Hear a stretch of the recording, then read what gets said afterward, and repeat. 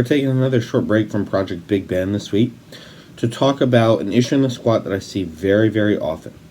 If you follow Steffi Cohen on Instagram, she recently posted a picture that shows the importance of elbow positioning in the squat.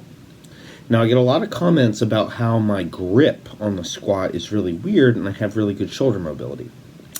It's not the case. I have shit shoulder mobility. My shoulder mobility is god-awful. But because of the grip I use, I'm able to get my elbows in the right position, a position that requires a lot of shoulder mobility, without actually having that mobility in the first place. So I want to show you guys how to do that, and I want to show you the huge impact it can make on your training and on your squats in particular. So I'm having my fiance Stacy demonstrate for us here, because this is a problem she really has, falling forward in the squat. And there can be a lot of different reasons for that. It can be lack of glute involvement, it can be inappropriate or weak knee extension, but it can also be an issue dealing with your upper body and with your elbow position in particular. So, watch her regular position, okay? Pay special attention to the position of her elbows relative to her torso. Stacy is a very back dominant lifter, and so she needs to keep her torso as upright as possible so she doesn't fall forward. But you can see her elbows really aren't pointed forward, they're pointed a little bit back. And as a result of that, I'm going to slow this down so you can see, when she comes out of the hole, she tips forward very slightly. Watch the bar here. Watch the bar. See how it tips forward? Now she corrects because this is a lightweight and her back is strong enough. So she's able to correct that. But, as I'll show you later, if the weight were heavier, she would not be able to save this bar.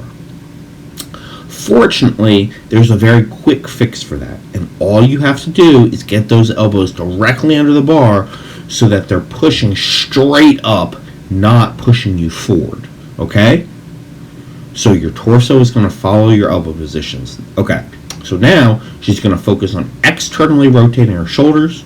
She's going to use the talon grip, which I'll show you in a second, in order to get that required shoulder mobility without widening her grip, which widening your grip is going to loosen the shelf on your back. And she's going to use that new elbow position. Look how much further her elbows are into the bar. Now I'm going to cue her to push them even more because she's kind of new to this. So she's going to push them even more down. And then she still has that forward lean, but when we slow it down, you're going to see that she's able to correct that forward movement earlier in the motion. And that is really, really important. So let's slow that down and take another look.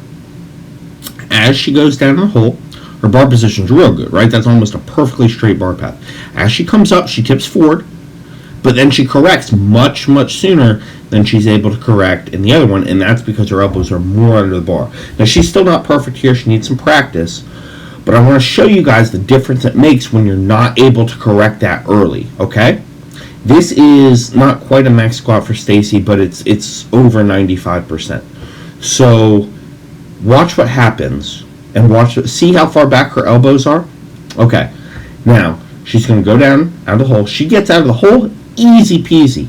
But then she misses halfway up. You should never miss a squat there. That's a technical error if you miss a squat there. And the reason it happens is because she cannot correct that bar path quickly enough with her elbows in that position. So now we're going to show you, okay, how do I get my elbows in the right position when I don't have the shoulder mobility, right? My pecs, my lats, my shoulders, whatever, they're limiting me from getting in that position.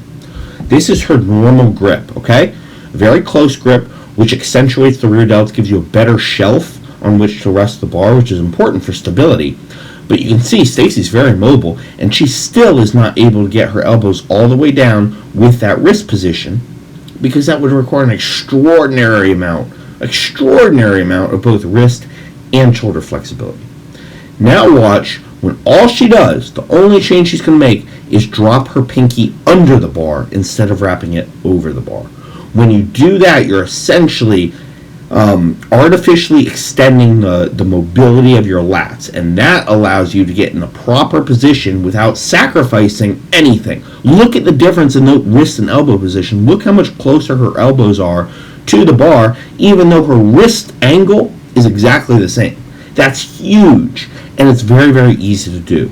I want to show you guys from the front as well, but the the two big complaints I get here are either it feels unsecure, which it does. You just got to get used to it. I promise you, this is just as secure. I've squatted 800 with this grip, just as secure as wrapping all your fingers around. The other one is it hurts my wrists. If it hurts your wrists, you're not resting the bar on your rear delts. You're resting them on your wrists. You either need to move the bar up a little bit, or you need to work on squeezing your upper back muscles together to really accentuate those rear delts. Okay? So again, I know this seems like a really small change, and you're probably thinking, how the hell is this really going to help me miss squats? Miss squats. I promise you, it is a small change, but small changes add up to huge, huge improvements over time. The secret is being patient and sticking with it for long enough to really master the technique so you can tell whether it helps or not, okay? Because even though this is a very simple change, it takes time to get used to. You're probably going to feel a little bit uncomfortable at first. Promise you, once you get used to this movement, it's just as secure as wrapping all your fingers around the bar.